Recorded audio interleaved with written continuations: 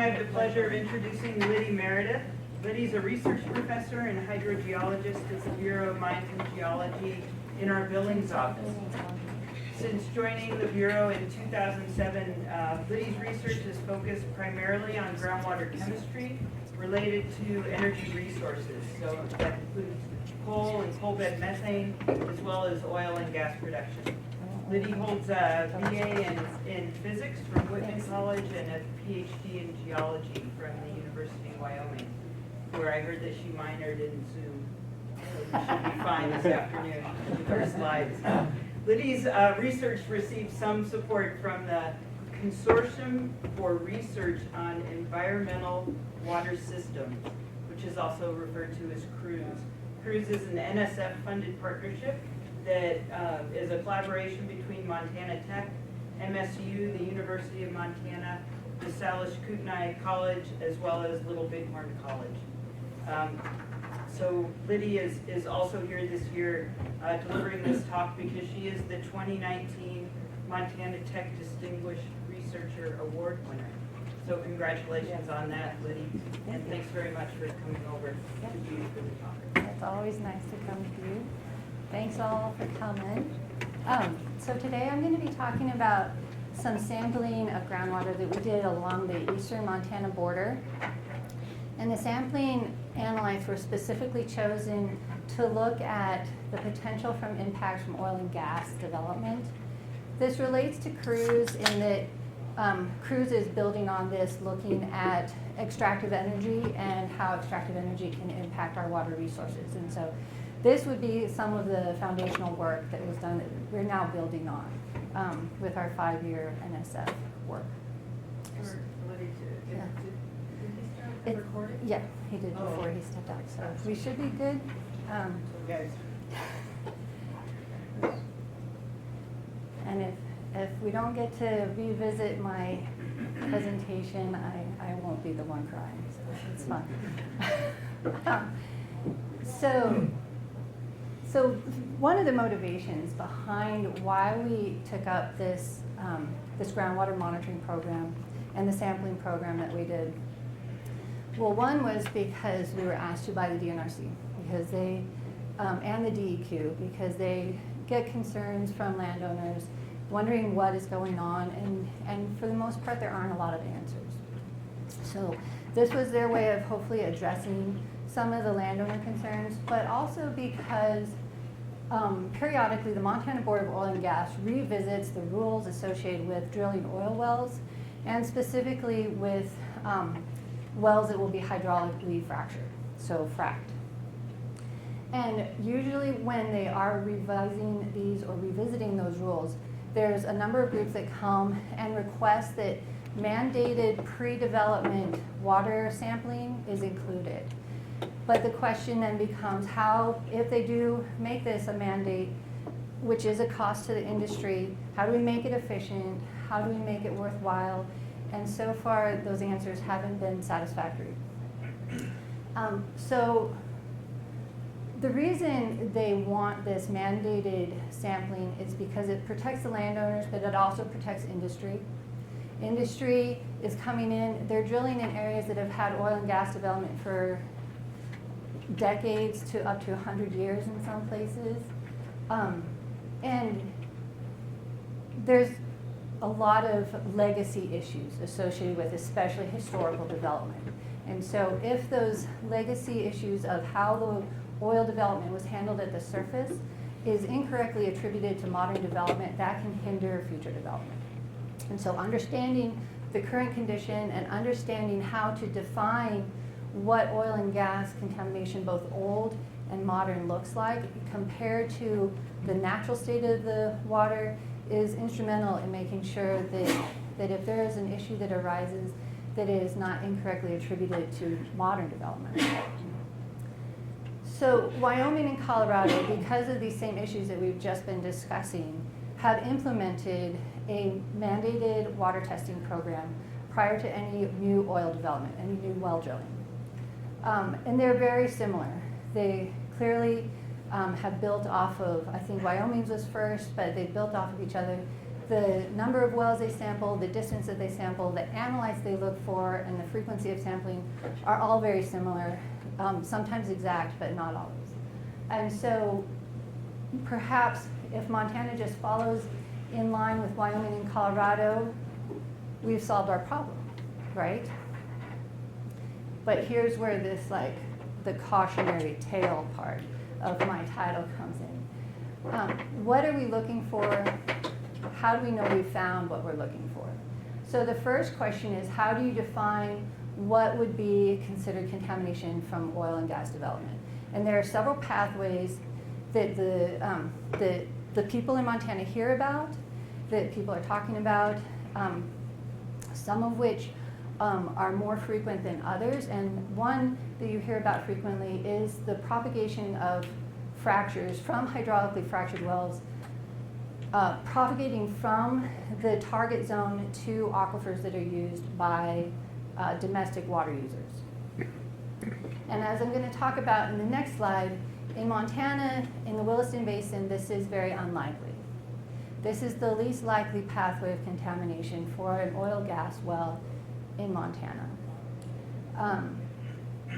I don't want to make that statement for the rest of the country. This may not be true in Colorado, it may not be true in Pennsylvania, but in Montana's Williston Basin, the propagation of fractures from a hydraulically fractured well to the water wells that overlie it is pretty unlikely.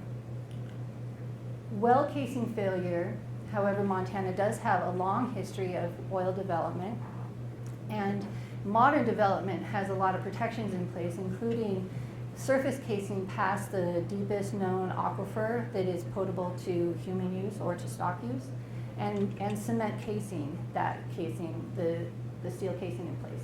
And so modern development does not usually fall into this category of well casing failure. However, old oil wells, the cement can break down, the cement placement may not have been perfect in the first place, and so you may get communication along well bore. And spills at the surface, however, is true of any oil and gas development. The possibility, whether an oil well is hydraulically fractured or not, oil development in general, this is the most common source of contamination in the oil and gas fields, which does not mean that it is frequent. Of the contamination in Montana and in the United States, this is the most common pathway, and it's because of all the fluids that are handled at the surface, and because this is where human beings have the most chance to mess up. The fluids like the flowback water, the brine water,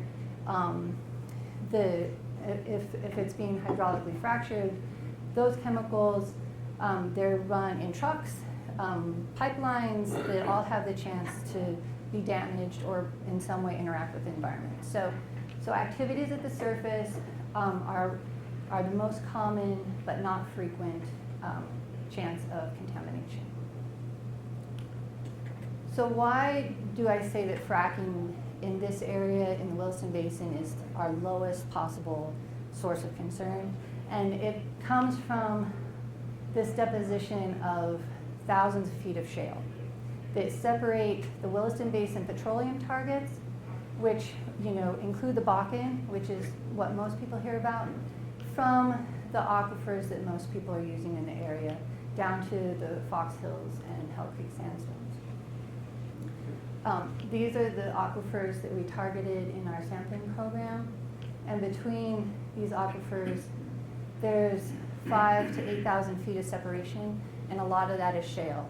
And shale tends to deform plastically, not brittly, and so fractures have a very hard time propagating through it in any way that would allow the passage of fluids.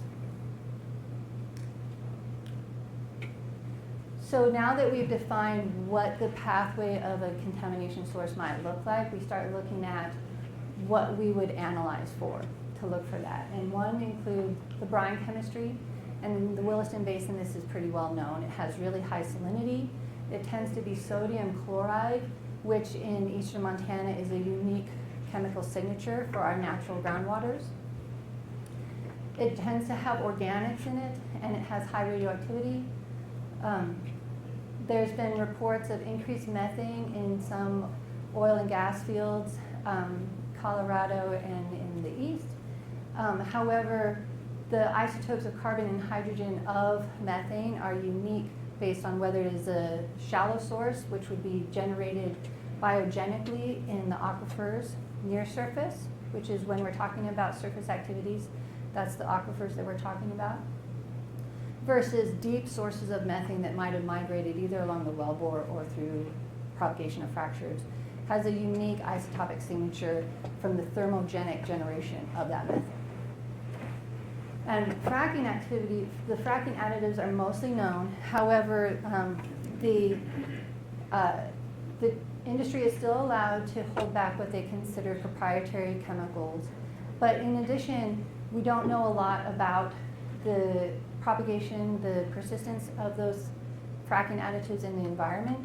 And also, when we're talking about looking broad scale in a regional sampling program, we're looking at increasing our cost to benefit analysis. And so we're not trying to look for a needle in a haystack. We're trying to target things that can be done broadly and fairly inexpensively. And so for that reason, we didn't consider adding any of the fracking chemicals to our analyte list. What we did look for were these elements, and today I'm specifically going to talk to the chloride part of it, organics, and methane. There are inorganics, there are metals that are also good tracers, but I'm not also going to be discussing those today. We teamed with the Montana Department of Environmental Quality. They sampled surface water. Those are these triangles, these blue triangles that go along the High Line and the eastern border. They sampled from 17 sites. They went back several times seasonally for several years and collected a total of 238 samples from 17 sites. We went to 160 unique sites one time. So we were sampling groundwater from existing primarily domestic and stock wells, some monitoring wells. And so we rolled the information we gained from these two sampling programs to see what we could learn about the natural condition of the environment and what perhaps we might learn about what oil and gas contamination may look like. This is how those sampling sites compare to where oil and gas development has occurred in eastern Montana.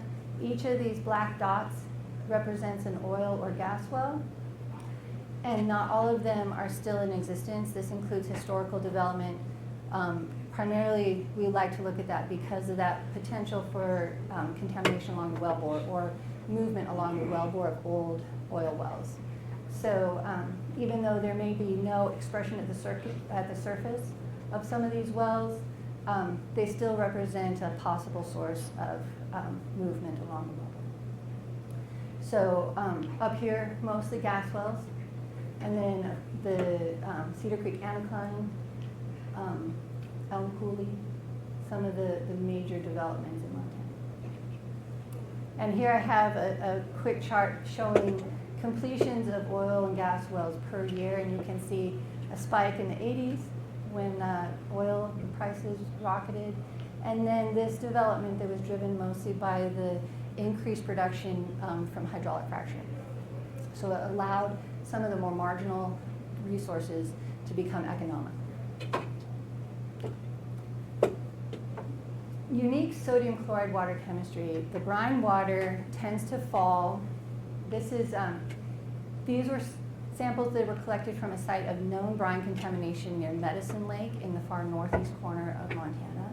And this is what we use as our end member when we're talking about what does contamination from oil and gas handling look like. And so this is an area where the development happened in the 40s and 50s, and they generally handled everything at the surface.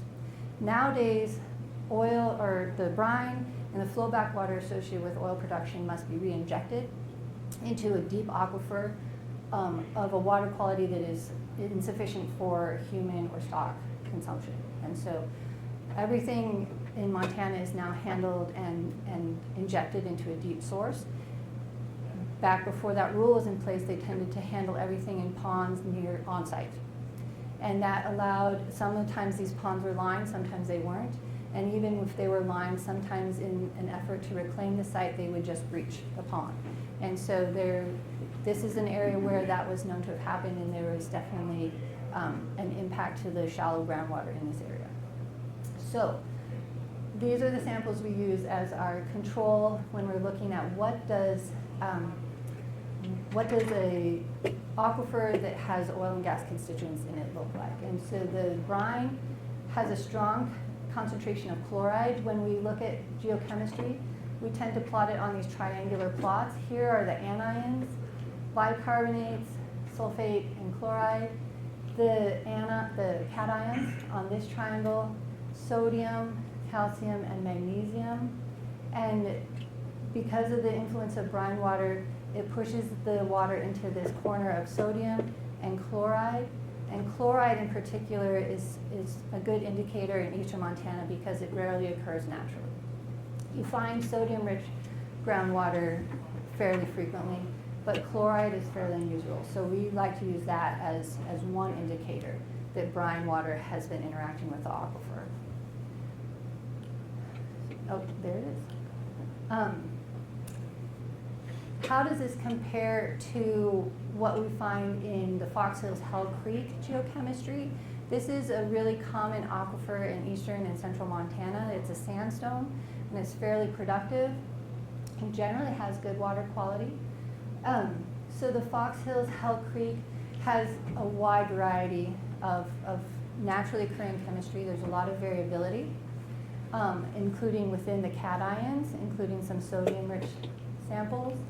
But what's unusual for this area is that we start to find some anions pulling towards the chloride end of things. So there are some samples that we collected that had 50% or more of the anions by composition of all the anions were chloride.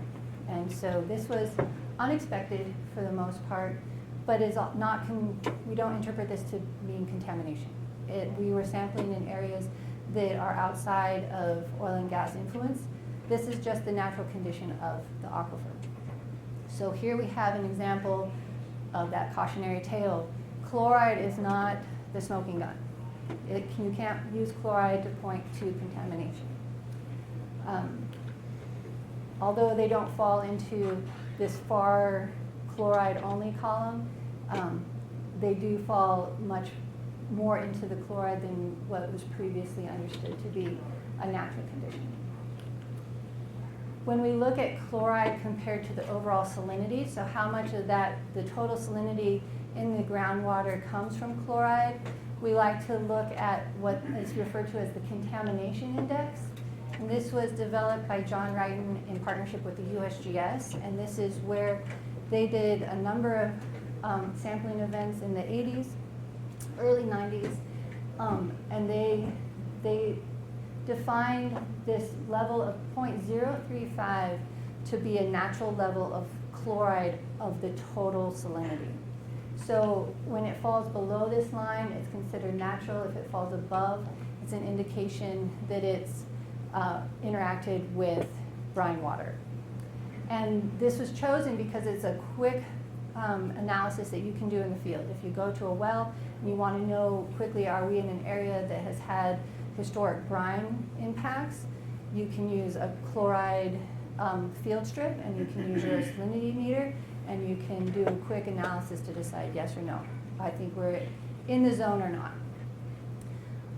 However, this ratio tends to break down when you look further afield outside of the Medicine Lake area. And so this is important because this ratio tends to get applied in North Dakota and south by Sydney, and so we want to just reiterate that this ratio tends to hold true in the gravel aquifers, the glacial aquifers in northeast Montana, but let's be careful when we start pulling that outside of the area in which it was defined.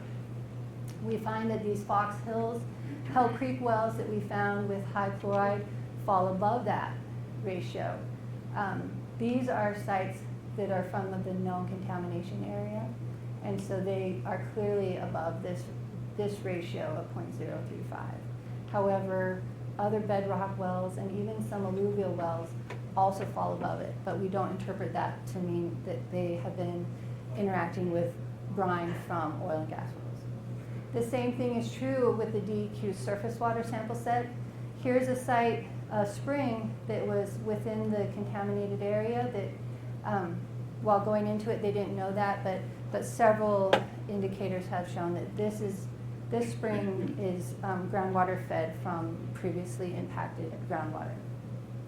But a lot of the streams that they sampled also fell above that ratio. And so again, chloride and even this ratio is not a hard and fast rule. We looked for organic constituents, and the first time we went out when we were doing our large 160 sampling effort, we looked at these large assays that just look at aggregated total organic carbon within certain weight ranges. The lighter range from 6 carbons to 10 carbons, which is approximately coincident with gasoline type range organic, so they're lighter, they're more volatile. And then we also looked at a range of heavier carbons, 10 carbons to 23 carbons in either a chain or a circle, which roughly equivalent to diesel range organics. And while these are the same weights, that doesn't mean that it is an original source from diesel or originally sourced from gasoline. It's not a rancher spilling their fuel on the ground. It's just these are the weight ranges that are equivalent to those fuel sources. And what we found was that in this known area by Medicine Lake in northeast Montana, we did find a lot of organics in this, especially within this outline. This red shows the outline of a buried channel, which is highly conductive. And we found that the organics, the presence or absence of organics, was a good indicator of whether or not you were within this highly conductive aquifer or not. They tended to be channelized along that aquifer and not move past it into the less conductive glacial till that it was eroded into. So the question though became, it wasn't just in this area that we found organics of these ranges. So here are 160 samples from Fallon County to Sheridan County in eastern Montana. Every orange and green dot on here was a well that had detectable levels of organic constituents. And many of these were nowhere near a possible source of oil and gas contamination. So while these might be higher levels of organics than we find elsewhere, it also seems to be confusing the issue that there are naturally occurring organics in these aquifers. So the presence of organics itself isn't even a clear indicator of whether or not the aquifer has been interacting with oil and gas brines.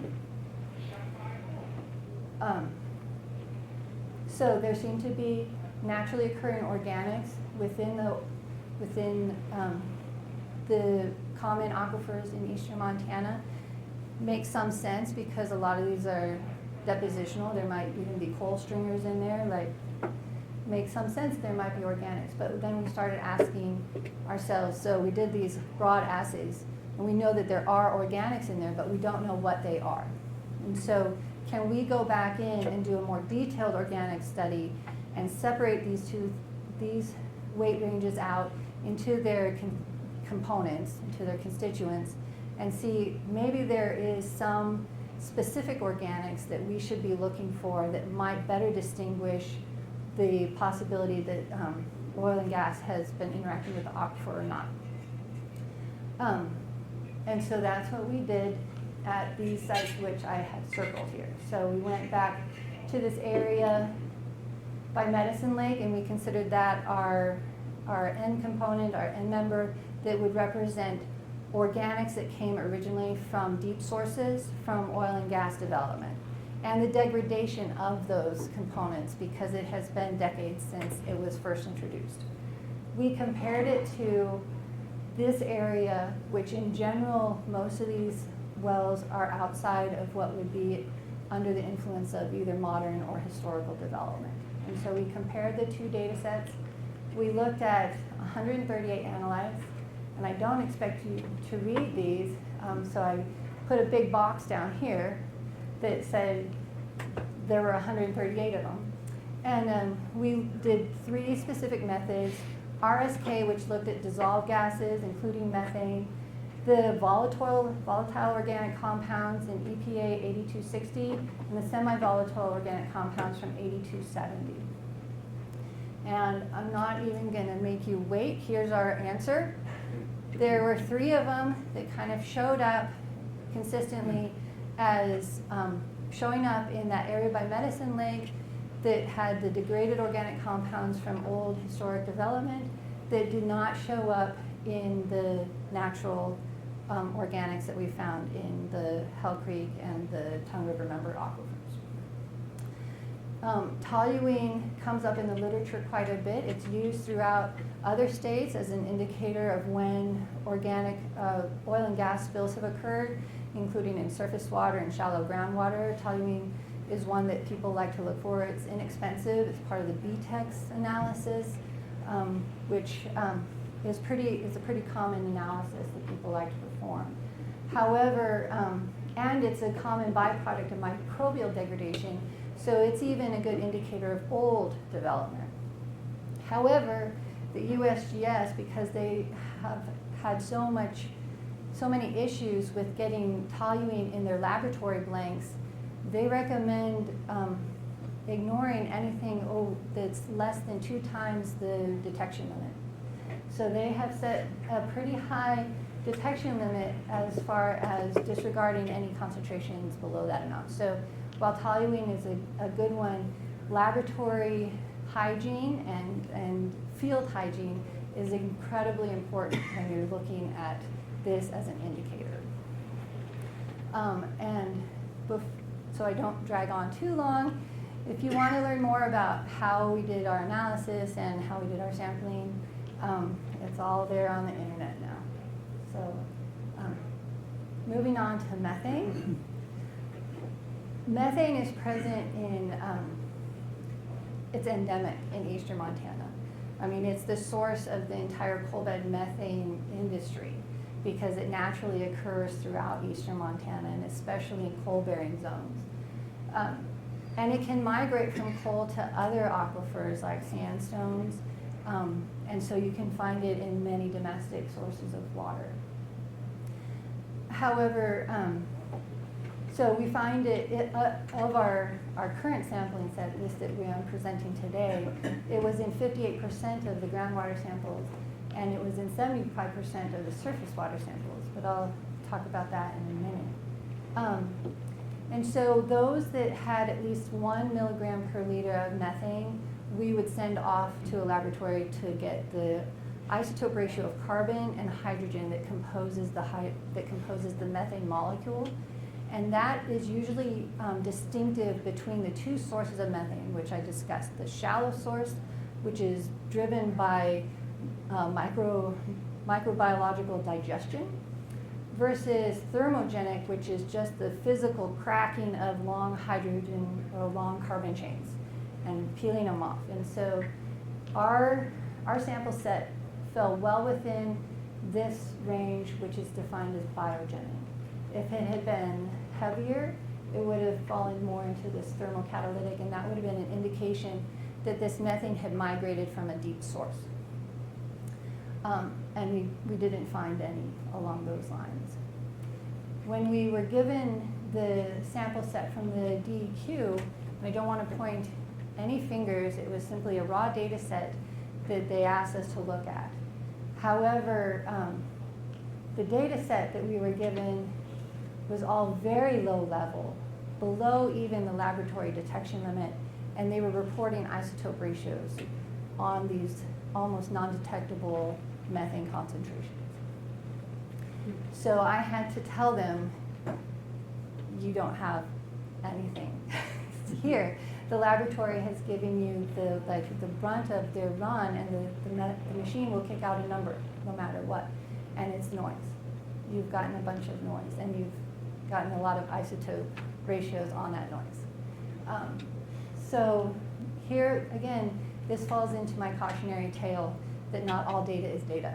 You need to look at it and think about it in terms of the context and also what the laboratory is reporting and is allowed to report. And so even though they have isotope ratios that fall above this ratio, which would be the carbon isotope of methane showing the biogenic to thermogenic breakpoint, it doesn't really show migration of thermogenic methane. And so here again, they got just the carbon isotope, not the hydrogen isotope. So here's the carbon isotope ratio on the y-axis and concentration of methane on the x-axis. And again, I know it's an added expense, but that hydrogen isotope of the methane is really helpful when you're trying to distinguish the two sources of methane. So the take-home message is that human beings need to think about data, and when you get data, you need to put it into context. And so while there was not one specific indicator that we could point to and say, here is your smoking gun, here is the analyte that you need to look for in order to decide whether or not this aquifer has organics or has chloride or has tritium or has arsenic or barium that was a source from oil and gas development. You can, in accumulation, take evidence from multiple sources in order to come up with and put it into the context of what you know of the aquifer in order to decide whether or not you think that there's been some interaction with the brine or the flowback water or the cuttings. So chloride, that was one example, is naturally present in some aquifers. The presence of organics, that was also naturally occurring in aquifers. And methane occurs naturally in all aquifers. But that is not to say that there's nothing to be gained from measuring all these things, because we were able to take multiple sources, wells that had BTEX but were not within our range of an oil well, and still say that yes, it has had migration of contamination from the well. We were able to look at the spring that the DEQ had, that they were sampling unbeknownst to them within the area of contamination, and say that yes, you have in fact found an area where contaminated groundwater is now expressing itself at the surface. So my recommendations would be that Montana should follow the pathway that has been outlined by Wyoming and Colorado. It's proactive and it's pragmatic, and there's good reason that Wyoming and Colorado are following this sampling program. However, I have some additional recommendations that would make it more useful and more beneficial to Montana. And the first is that the data need to be public and accessible. And here's my plug for GWIC. Montana already has the database in place, and it is accessible and it is public. The Montana should, however, implement a regional sampling program that includes the constituents required under the Wyoming and Colorado model, because interpreting standalone data, as I've just shown you, without context can't be done. There will never be an algorithm that will pull out total chloride, organics of BTEX, and spit out your answer. So you need the context.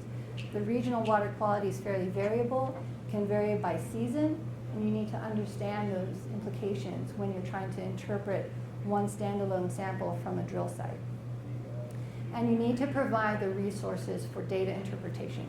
And this can be making the data set public, it can be reports, but when I talk to the landowners in the conservation districts, the one resource that they all come back to is they want to call someone, and they want a person to tell them what it means. And so human beings, and again, the scientists sitting in this room, are going to be the biggest resource that Montana can point to as far as, like, this is what we're doing for the landowners of Montana, and for the industry, we're providing this resource. So I want to say thank you and show a nice picture of a train. My colleague Simon Bierbach is an experienced photographer, and I steal his work all the time.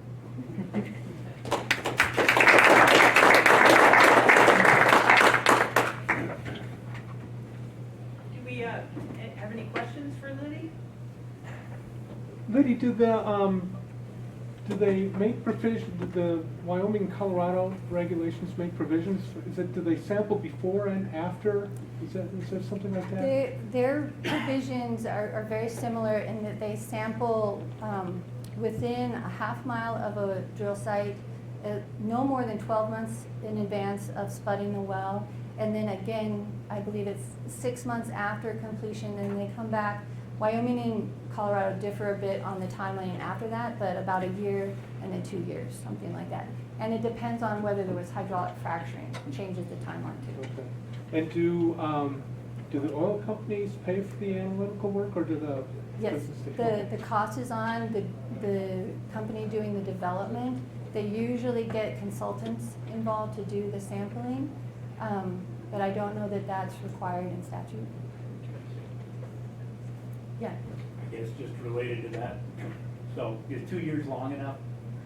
Because we are talking about groundwater velocities here. Right, and so I guess it would depend on the aquifers that we're talking about. So if there is a highly conductive aquifer at the surface, you might see it a half mile away in 2 years. If it's a bedrock aquifer at the surface, it might take 10 or more years. The USGS did a study where they said that in bedrock aquifers in Montana, in the 10-ish years since they've been hydraulically fracturing wells, it would be less than a half mile from the site. And so they were actually fairly ambitious in their sampling schedule. When they looked at conductivities in the aquifers that they were looking at, they realized we're here about 5 years too early. Well, I mean, Fox Hills, we calculate flow rates of a foot per year. Uh-huh. Yeah, Do the fairly, math. yeah. Not very conductive. Yeah. Yeah, but in eastern Montana, there's a lot of glacial till at the surface in places, Yeah. and so you do see it moving pretty quickly in some places. Yeah, Keith? Are there always wells within a half mile? Well, it is eastern Montana. And I don't know if there's a provision. In Colorado, there may very well be. In eastern Montana, it's more common than you think. When you're driving around, it feels pretty empty, but there are actually quite a few wells. And I don't know if there's a provision that if there is no domestic well, that they still need to drill a monitoring well. Often when they're making their pads, they're required to put monitoring wells around the pad, but that's not necessarily in the aquifer that people tend to use. It's really shallow because they're looking for spills at the surface. And so this, though, is nice because they're required to, in Wyoming and Colorado, sample from different aquifers if they're available. And so if you have within a half mile of your site 2 or more aquifers, you're supposed to sample from both, all of them. Yeah, You showed the screen slide with the divide regulation from Toluene and Xylene. As far as I remember, these take very quick. They degrade fairly quickly. Very quickly. So we talk about the time frame. Right. So you may have that contribution already. It may be gone. May be gone. Yeah. They do find it though in spill sites. I think I read up to 4 years after the fact, and so I don't know if it's more persistent in the soil environment than, and especially maybe if it gets into an anaerobic environment. Gary? Yeah. Did you try looking at sodium chloride ratios? Maybe not to distinguish fine. No, I don't know that we did. We looked at some metal ratios, bromide to chloride and things like that, and it tended to break down pretty quickly, but sodium to chloride is not one. Yeah. Is there any sampling going on in the Permian and Texas, which I think is a big play, right? It is, yeah. Compared to Colorado, Wyoming, or Montana, you know?